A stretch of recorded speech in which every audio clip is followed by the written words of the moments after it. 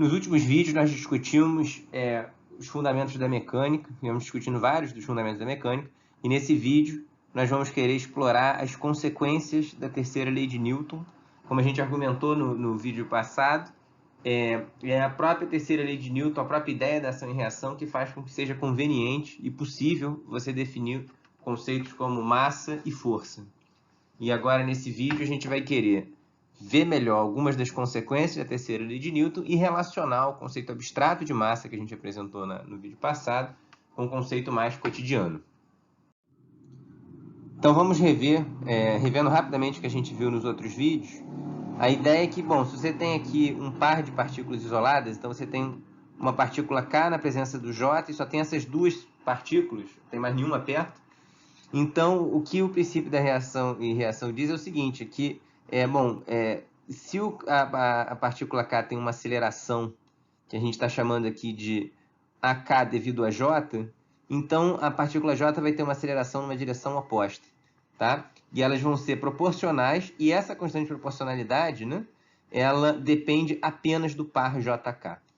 E aí o que a gente comentou é que não apenas isso é verdade, mas tem um outro aspecto central do princípio da ação e reação, que é o seguinte: se você pegar uma outra partícula qualquer de referência I e fizer aqui um outro experimento separado, que tem só a partícula K e I, você vai ter uma outra constante de proporcionalidade, que é o MKI. E se você tiver agora num terceiro experimento, você pega agora e deixa só as partículas J e I interagirem, você vai ter uma outra constante de proporcionalidade, que é MJI. E se você fizer esse experimento para todas as partículas IJK que você quiser, você vai sempre observar que a constante de proporcionalidade que você observa aqui, para o par JK, é a razão da constante MJI por MKI.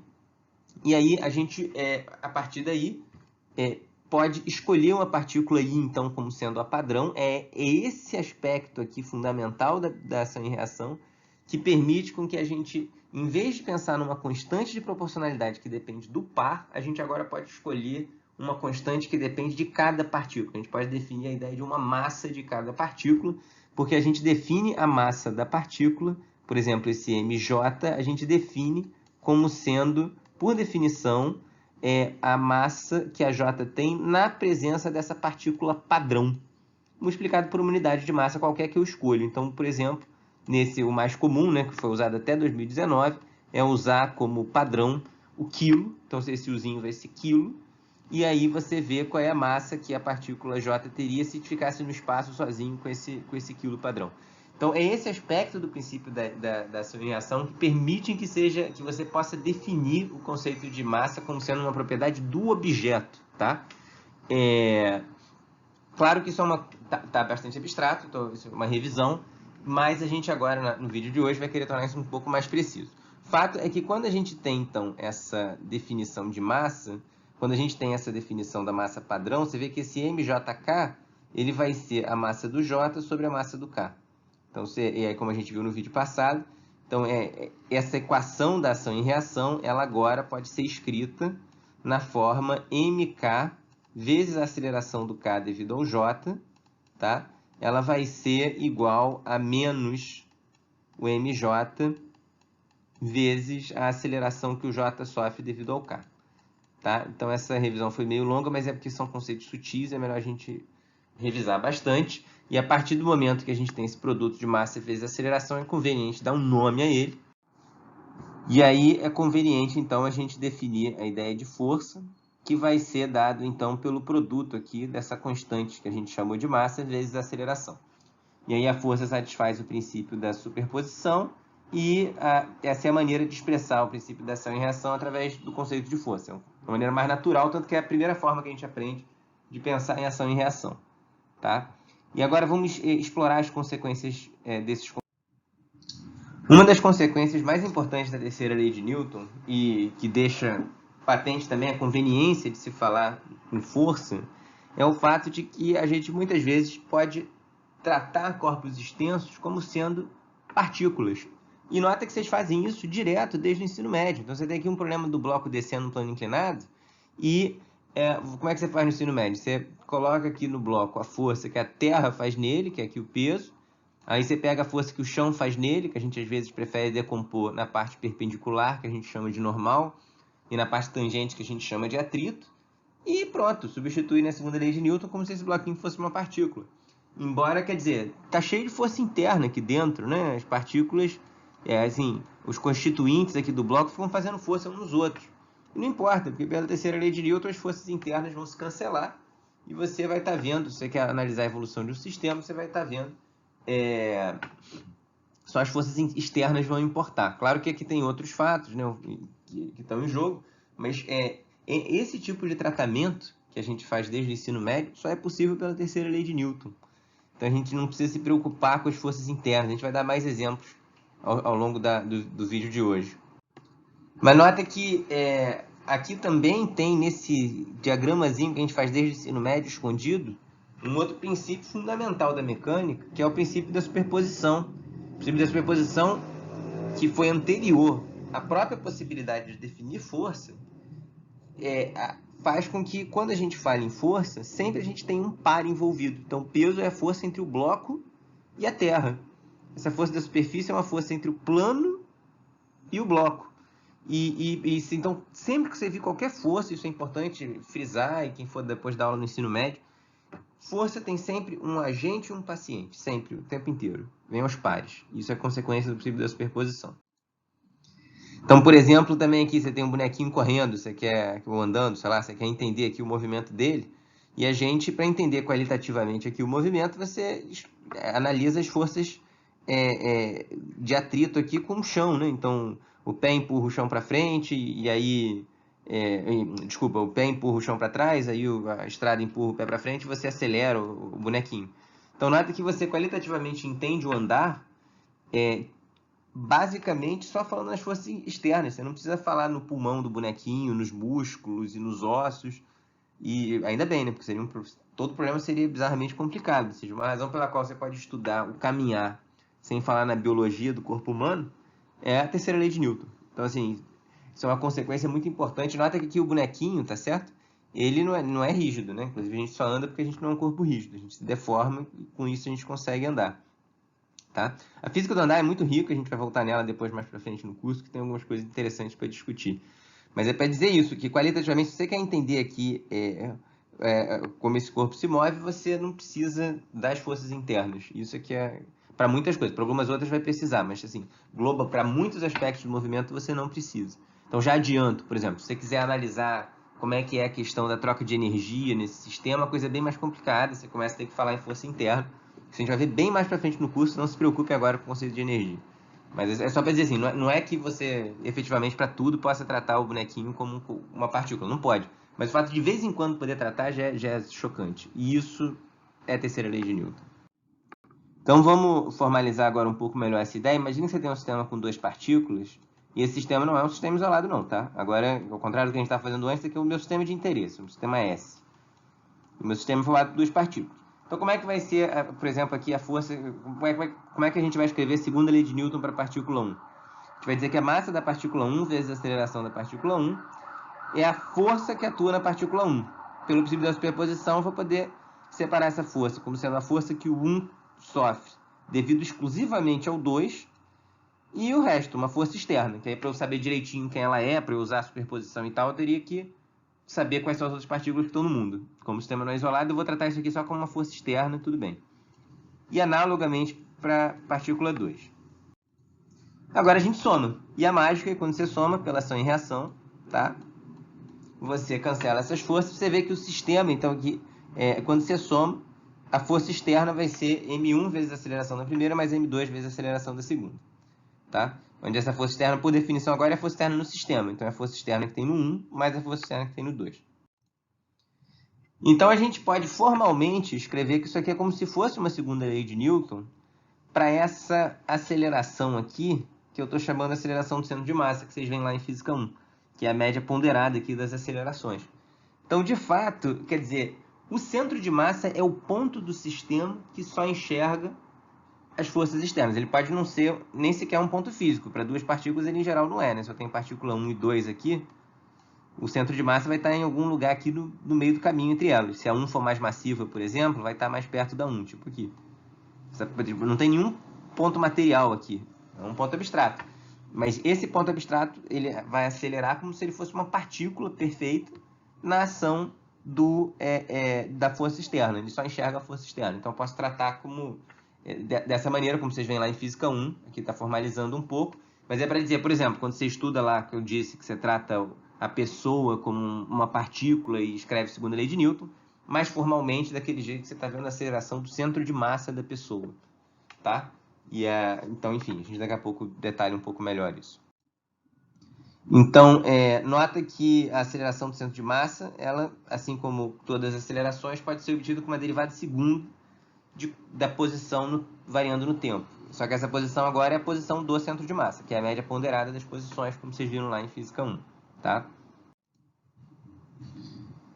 E aí, pausem esse slide, tentem fazer esses cálculos. Eu só, em vez de ter uma partícula, botei N partículas, N sendo um número qualquer. Beleza? Qualquer dúvida, tragam para aula.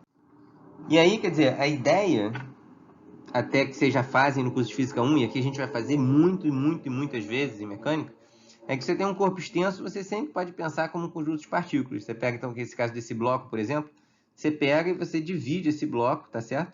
Em vários pedacinhos pequenininhos, cada um com uma massa ΔMI, e depois a gente pode, usando os conceitos de cálculo, formalizar e dizer que são...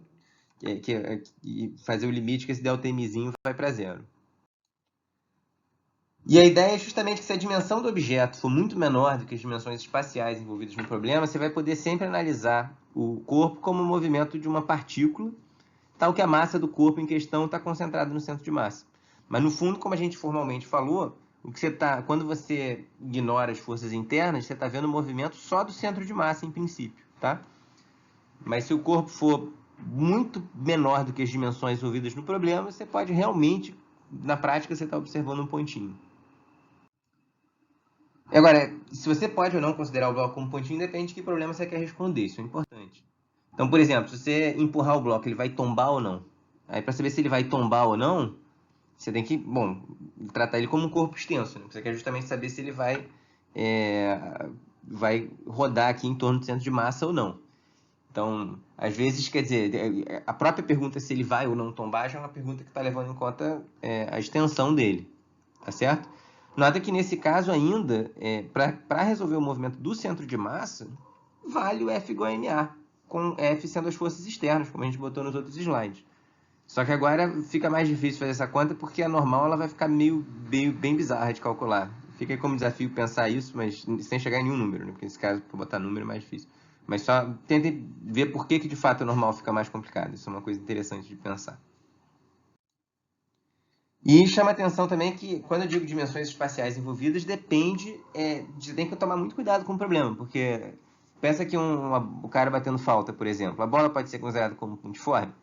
De repente, para essa distância aqui, ela pode ser considerada como pontiforme, com relação às dimensões do estádio também.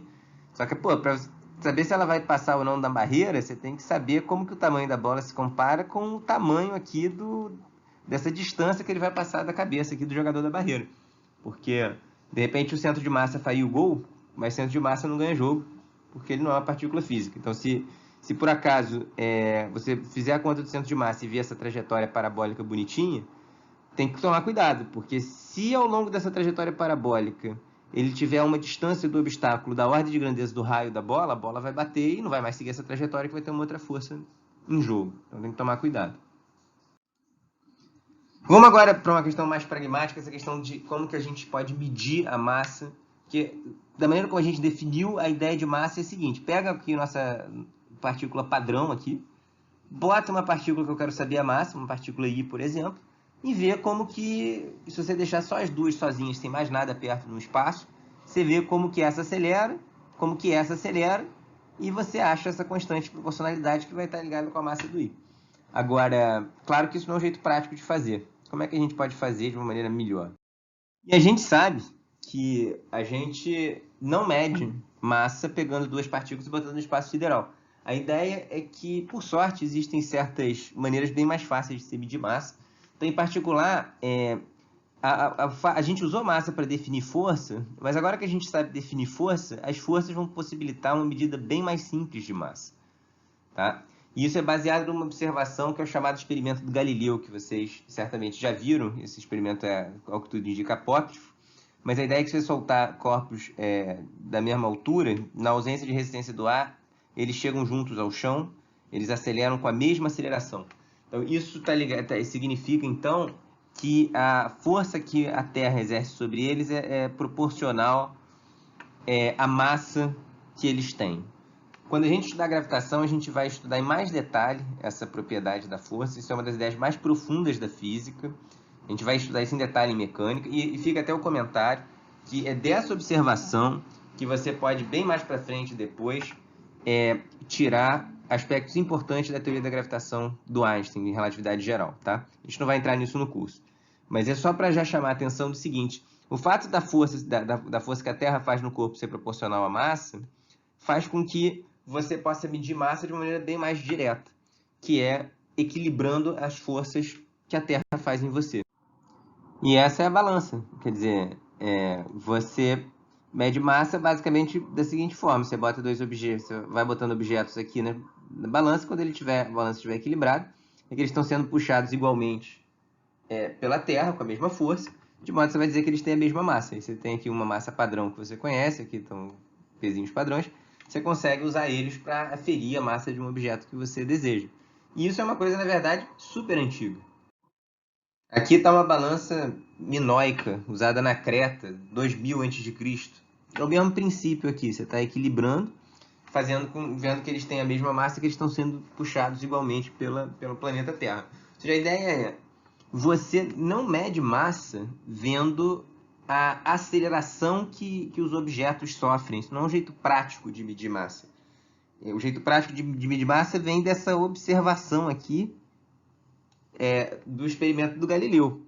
Mas, para definir o conceito de massa, a gente precisou ver qual era o efeito que a aceleração tinha quando você pegava um par de partículas isoladas.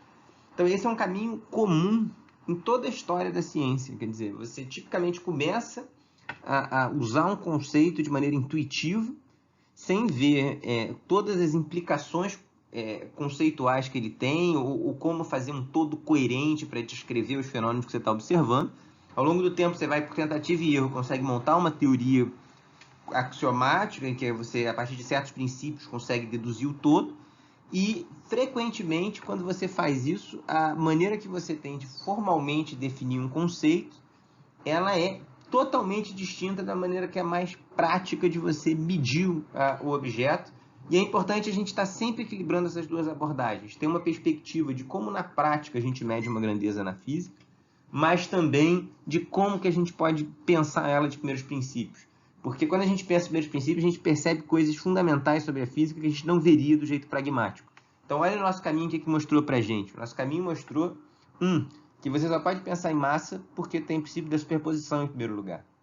2, você só pode definir massa porque tem o princípio da ação e reação, e aquela relação esquisita entre as constantes de proporcionalidade. E 3, que é apenas a partir daí que você pode definir força. E que, de alguma maneira, só a partir do momento que você tem força é que você consegue achar um jeito esperto de medir massa. Então, todas essas engrenagens conceituais, elas ficariam obscurecidas se você simplesmente fosse usando massa do jeito como você vê desde, sei lá, que você é criança. Agora, claro que você não vai fazer isso no ensino médio. No curso de mecânica é a hora que a gente pode dar essa mergulhada mais fundo. Então, a ideia é que bem mais prático você usar força para medir massa. Tem você medir massa bem comum, que é a partir da ideia de uma molinha, né? Então, você usa uma balança de mola. Então, a ideia é que na mola, a força, como vocês veem nos cursos passados, ela é proporcional ao quanto que a mola está deformada. E aí, vendo, portanto, a deformação da mola, você sabe a força que tem. E aí, se você usa essa força da mola para equilibrar a força-peso, como a força-peso é proporcional à massa, você consegue medir a massa. Então, esse é o princípio de funcionamento da balança de pêndulo, da balança de mola, né? Desculpa. E aqui tem um esquema mais complicado, quem tiver curiosidade pode ver nesse link aqui, mais detalhe como é que funciona por dentro. No fundo, o instrumento de medida é sempre assim, né? O instrumento de medida é sempre uma forma que as pessoas encontram de esconder as leis da física dentro de um aparato, de forma que as pessoas que não gostam de física ou não sabem física consigam descobrir grandezas físicas. Então, você sobe numa balança, lê o número que ela te dá para a massa e e você não quer nem saber como que aquilo funciona, mas ali escondido naquela caixa preta tem princípios físicos importantes, e é importante um físico justamente se perguntar, ou seja, como que você consegue na prática medir um conceito. E muitas vezes os instrumentos de medida eles são úteis, que eles funcionam para várias coisas, mas eles não funcionam para tudo, tá? Então, por exemplo, fica aí como desafio vocês determinarem a massa do Sol. Se você fizer um experimento de Wikipedia, você vai ver que o valor é esse aqui, tá? É 2 vezes 10 elevado a 30 quilos. Mas claro que ninguém mediu isso colocando o Sol em cima de uma balança de mola. Eu consigo pensar 400 milhões de razões pelas quais isso não funcionaria. A mais prática de todas é que ninguém vai levar lá uma balança para botar o Sol em cima. E assim, no entanto, você sabe esse valor. Inclusive, eu acho importante em física a gente ganhar intuição sobre ordem de grandeza de valores. Claro que ninguém precisa lembrar desse número aqui na frente, mas é interessante saber que tem uma massa de 10 a 30 quilos. Como é que você faria para determinar a massa do Sol? Tá? Fica aí o desafio para vocês, que aí, em certos casos, quando o instrumento de medida não serve, você vai ter que usar outras leis da física, você vai ter que usar outras coisas, até que de alguma maneira conseguir isolar o que você quer em termos de coisas que você consegue diretamente medir. Fica aí o desafio. Outro desafio para quem quiser, massa do elétron. Enfim, isso encerra a aula de hoje.